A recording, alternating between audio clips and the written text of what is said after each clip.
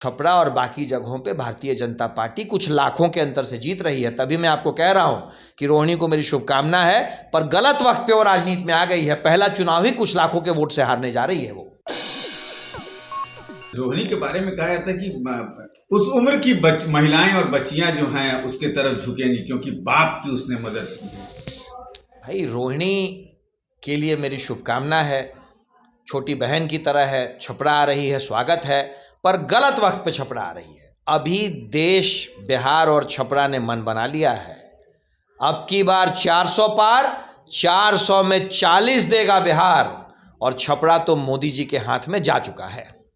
साधु यादव भी वहां से लड़ने की तैयारी या अपनी पत्नी को लड़ने की तैयारी कर रहे हैं। उसमें कहा जा रहा है कि गेम आप ही लोग बुझा रहे हैं कि पिछली बार भी लड़वा दिए आप लोग तो कम से कम 60-65 हजार वोट कम हो गया, तो इस बार भी आप लोग तैयारी वही कर रहे हैं। साधु यादव के परिवार से किसी को भाई तुम भी लग जाओ छपरे से।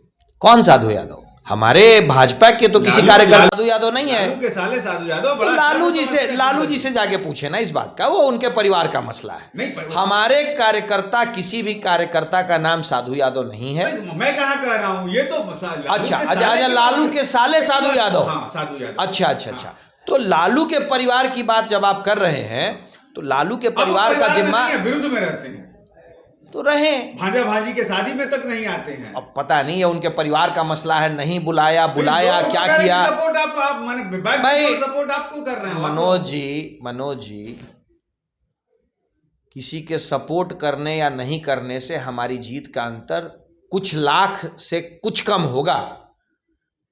छपरा और बाकी जगहों पे भारतीय जनता पार्टी कुछ लाखों के अंतर से जीत रही है। तभी मैं आपको कह रहा हूं कि रोहिणी को मेरी शुभकामना है, पर गलत वक्त पे वो राजनीति में आ गई है। पहला चुनाव ही कुछ लाखों के वोट से हारने जा रही है वो।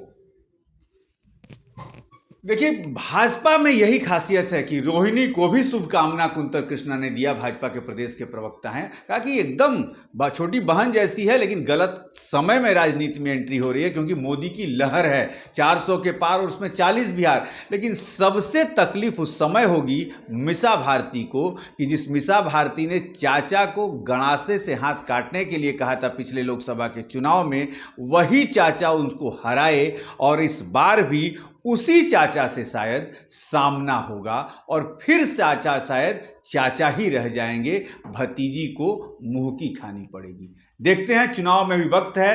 पटना का चुनाव अंतिम फेज में है। क्या परिस्थितियां कुछ बदलती हैं या रामकृपाल यादव उसी तरीके से मीसा भारती को चुनाव हराकर निकल जाएंगे?